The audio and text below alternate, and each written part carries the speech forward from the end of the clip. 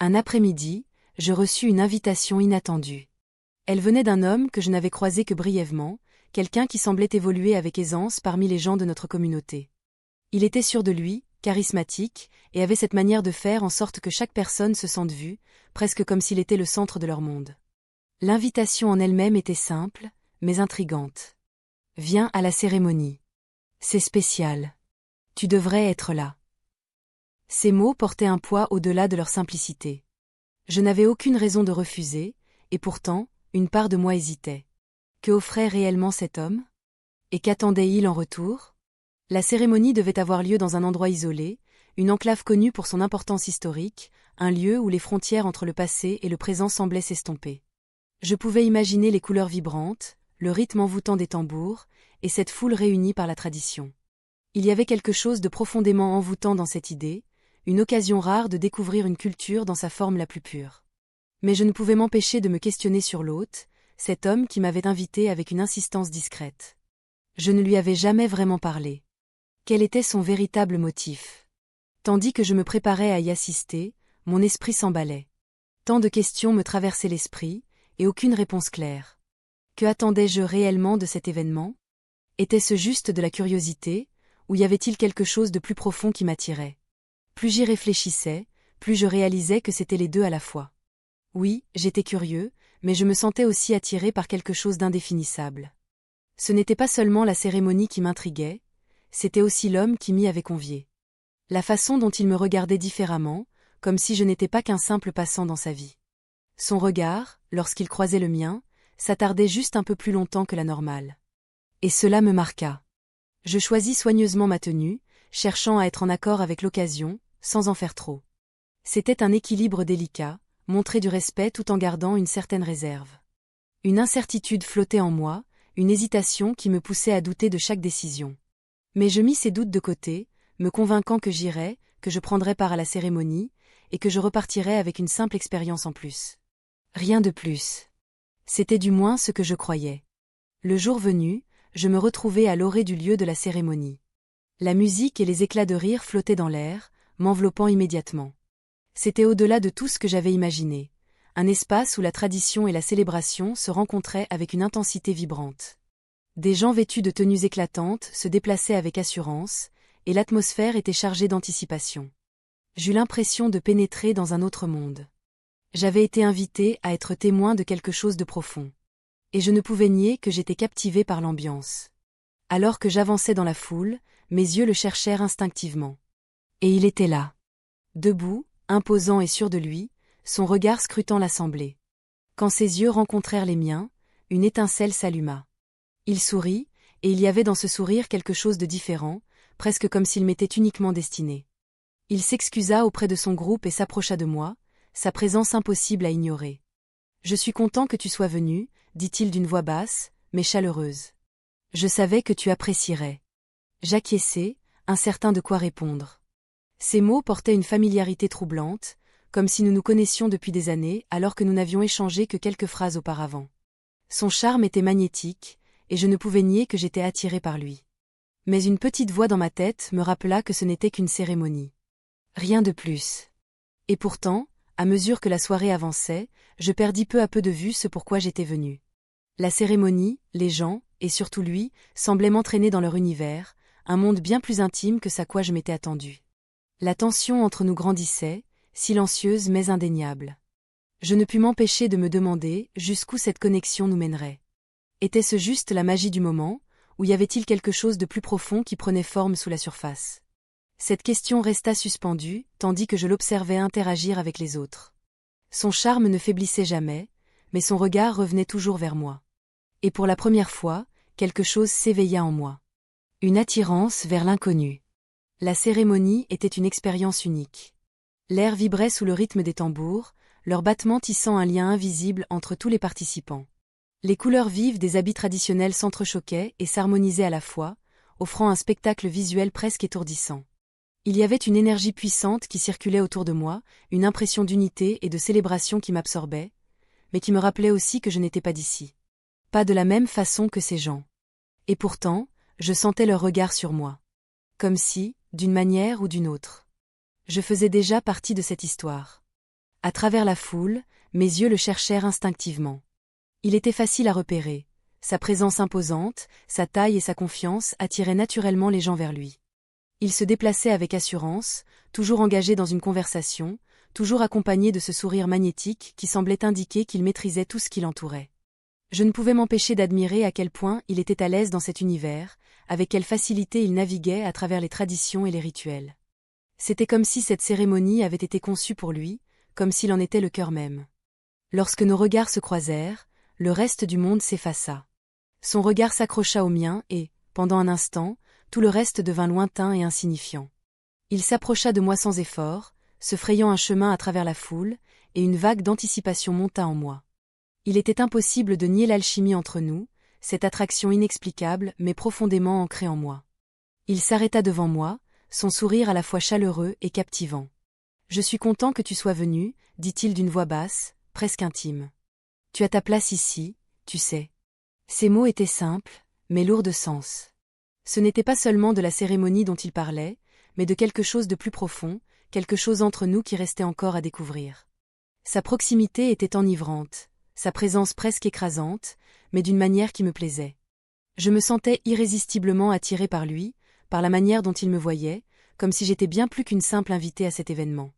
Ce n'était pas seulement la culture ou la célébration qui me captivait. C'était lui. Il me donnait l'impression d'être la seule personne dans cette pièce. Au fil de notre conversation, nos échanges devinrent plus personnels. Il s'intéressa à ma vie, à mes expériences, à mes pensées, comme s'il voulait me comprendre d'une façon que personne d'autre n'avait jamais tenté. Chaque mot qu'il prononçait semblait soigneusement choisi, réfléchi, et je ne pouvais m'empêcher de lui répondre avec la même sincérité. Ce n'était pas de simples banalités échangées lors d'une soirée mondaine. Ces questions semblaient vouloir m'attirer, briser les barrières que j'avais érigées. Plus nous parlions, plus j'avais l'impression d'être prise dans une toile dont je ne savais pas si je voulais m'échapper. Il y avait dans ses paroles une pointe de flirt, une tension subtile dans la manière dont il se penchait légèrement vers moi lorsqu'il parlait, dans la façon dont son regard s'attardait un peu trop longtemps sur moi. Mon cœur s'emballa, et soudain, je pris conscience de la proximité entre nous, de l'espace infime qui nous séparait. Son charisme était envahissant, et je ne savais plus si je devais reculer ou me laisser aller encore plus. À cet instant précis, je compris que je n'étais plus là uniquement pour la cérémonie. Je n'étais plus seulement une spectatrice dans cette célébration culturelle. J'étais devenue autre chose. Quelque chose d'exaltant et de dangereux à la fois. Son attention s'était entièrement détournée de la foule pour se poser sur moi, et je le sentais. Le poids de son regard était indéniable. Ce n'était plus seulement une cérémonie, c'était nous. Cette attraction irrésistible qui s'était tissée entre nous. Je savais que je devais reculer, me rappeler pourquoi j'étais venue. Mais chaque fois que j'essayais, son regard, sa voix, sa présence me ramenaient à lui. Il y avait quelque chose chez lui qui m'empêchait de réfléchir clairement. La soirée continua autour de nous, mais j'avais l'impression que tout avait changé. Que j'étais à un carrefour. Il m'avait captivée d'une manière que je n'avais pas prévue, et maintenant, je me demandais jusqu'où cela pourrait aller. Jusqu'où j'étais prête à le suivre. La cérémonie touchait à sa fin, mais l'intensité entre nous ne faisait que croître. La musique ralentissait, les invités commençaient à se disperser, mais j'avais l'impression que le monde s'était réduit à lui et moi. Il se rapprocha encore, son regard toujours ancré dans le mien, et une chaleur monta en moi, une chaleur qui n'avait rien à voir avec la foule environnante. « Tu ne pars pas encore, n'est-ce pas » demanda-t-il d'une voix douce, presque persuasive. Ce n'était pas une question. C'était une affirmation, une invitation que je n'étais pas certaine de pouvoir refuser. J'ouvris la bouche pour répondre, mais aucun mot ne sortit. Que pouvais-je dire? Que j'étais mal à l'aise, que je devrais partir avant que quelque chose ne se produise. Mais au fond de moi, je savais que ce n'était pas ce que je voulais.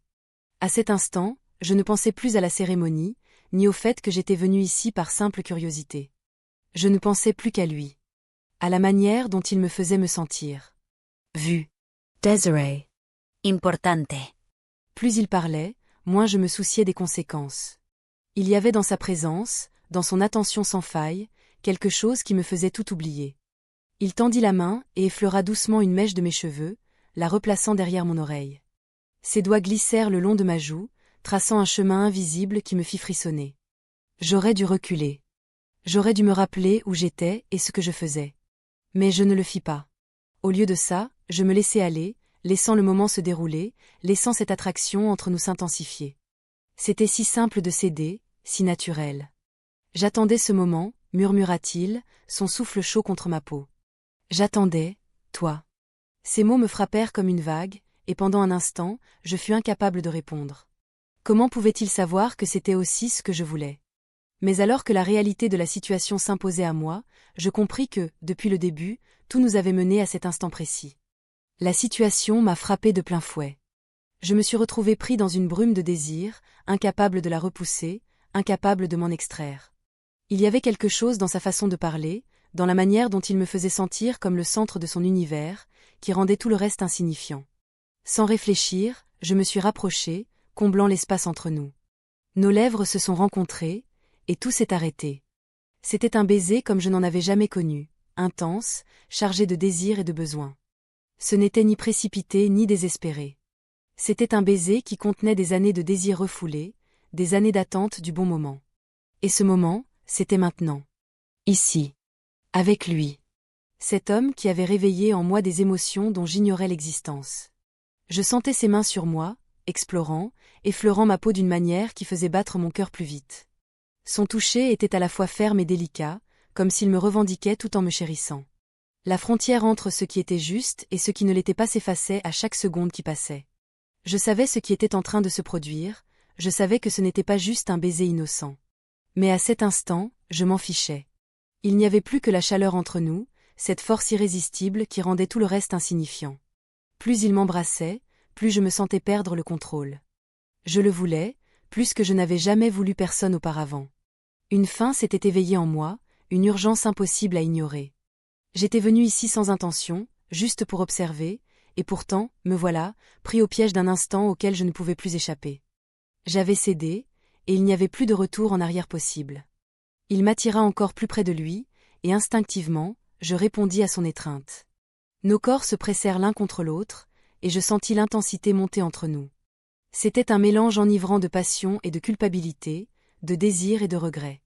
Mais à cet instant, seule la passion comptait. Il n'y avait plus ni raison ni logique, juste ce besoin impérieux d'être encore plus proche, d'expérimenter cette connexion dans toute son intensité. Et tandis que le monde extérieur s'effaçait, je ne pouvais nier que, d'une manière que je ne comprenais pas, cela me semblait juste. Le matin suivant était chargé de silence. Je me réveillais seul, encore imprégné des émotions de la veille, mais peu à peu, la réalité s'imposa à moi. Je pouvais encore sentir sa caresse, la chaleur de sa peau contre la mienne, le goût persistant de son baiser sur mes lèvres. Mais à mesure que le voile se levait, le poids de ce que j'avais fait s'abattit sur moi avec une intensité écrasante. J'avais franchi une ligne. Et il était impossible de le nier. Mon corps tout entier était traversé par un étrange mélange de regret et de désir. Je ne pouvais m'empêcher de revivre chaque instant de la nuit précédente dans mon esprit.